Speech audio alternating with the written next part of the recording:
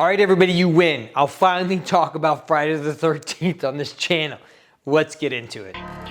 Friday the 13th.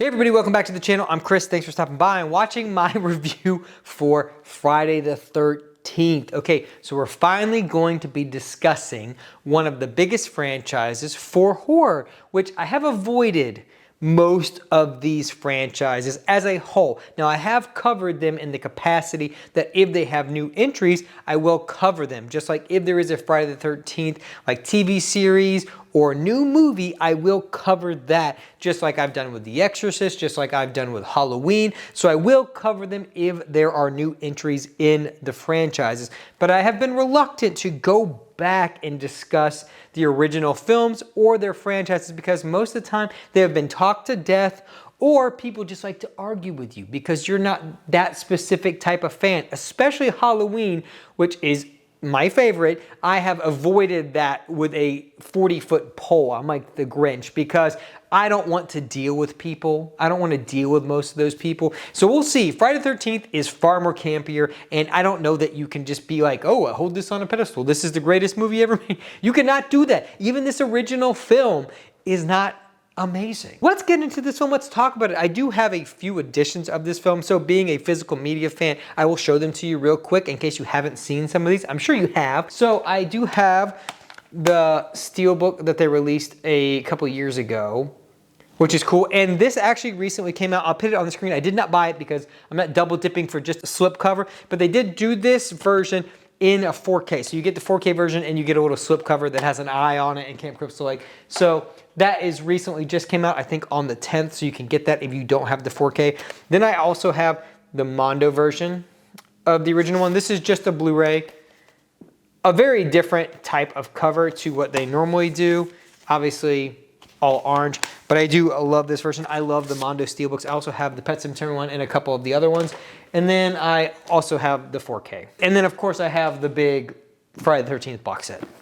Like most of us do the Scream Factory box set, which is an incredible set if you don't have this. So that is all of my physical media stuff. I do have a couple more. I have some VHSs, DVDs, stuff like that in there, but these are the ones obviously that are more prevalent that you can still get today that aren't outrageously expensive. So I'm going to be discussing the 4K version of this movie. Specifically, it's the one I watched. I know some people do have problems with this. I do a lot of 4K reviews. I know some people did, like Richard Diaz or whatever, but I just don't have that big of a problem with it. I know that it is a problem and I kind of see it, but the movie doesn't look that great to begin with, so it's one of those things that I'm kind of like, it's like the original Texas Chainsaw Man. You can only make 16mm film look so good. You can only make Friday the 13th look so good. So, I mean, I'm not saying that there aren't issues, but they just didn't bother me as much as they seem to bother other people. So what is the film about? A boy who drowns, Jason Voorhees, and his mother is basically really mad about it. She is not having it. So she waits a long time to come back. But anyway, these group of counselors reopen the camp and they keep doing it. And the guy's like, there's a death curse.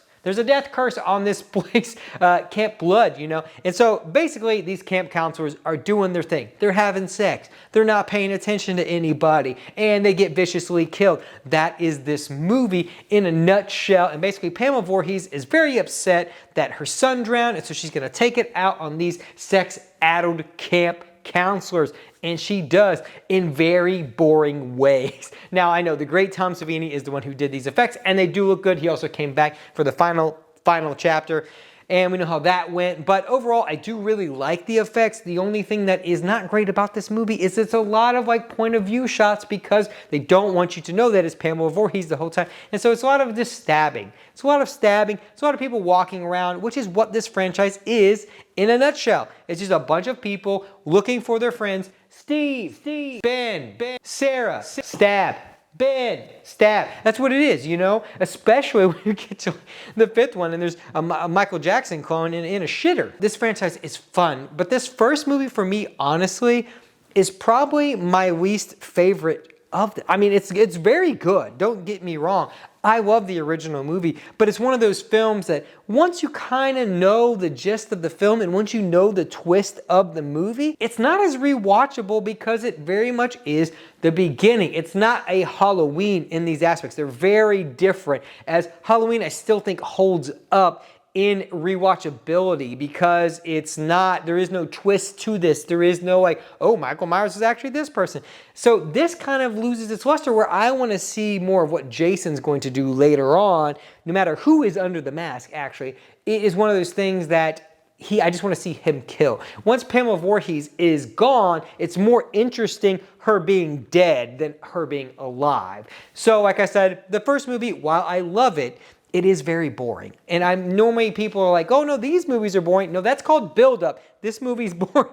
But I do like its campy nature. It's just one of those things. And a spectrum of these campy movies, I'm probably not watching the first one that often, whereas like a Halloween, I'm watching Halloween every Halloween. It's one of my favorite horror movies of all time, and so I just like to revisit that movie because it does have that rewatchability, whereas the original Friday the 13th, for me personally, just doesn't hold a candle to that. It's not like shot well like Carpenter's movie. The music isn't there. Halloween, in a nutshell, is lightning in a bottle. Some people try to compare that to other things. Well, you like this and you like...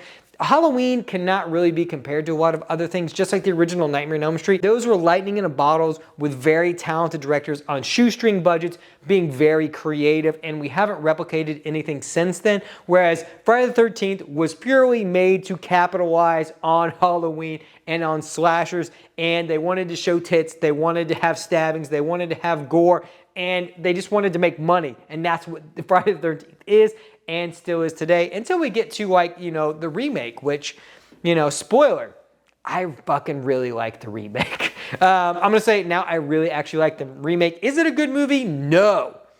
But man, Jason is badass in that movie. And so that's what I'm there for. Just like a Halloween, I just want to see, not even Michael Myers, I just want to see somebody in that mask do something. And so this, I just want to see Jason kill people in interesting and creative ways, which the fourth one does really well. I just wanted to do a quick one here. I know some people have asked me before, and I put out a poll the other day going like, hey, would you guys be interested in me talking about the Friday the 13th? I'm not guaranteeing that I'm ever going to talk about any of these other movies unless it's Jason X. I'll talk about Jason X all day long because it is bad.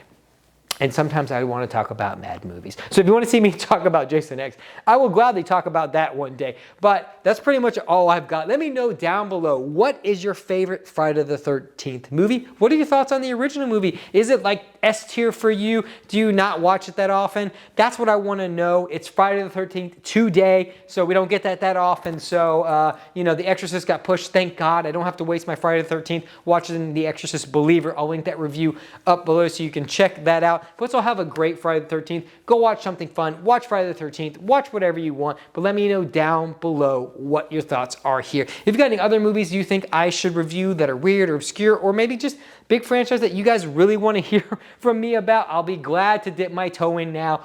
Fuck it, we're gonna do it. Whatever you want, we'll see it. You know, I'll review something. I'm not gonna review these whole franchises, but if there's a specific movie overwhelming that people want me to talk about, you know, I might as well. I cover enough obscure stuff that I want to cover, so I'll give you a little bit. I'll throw you a bone, you know.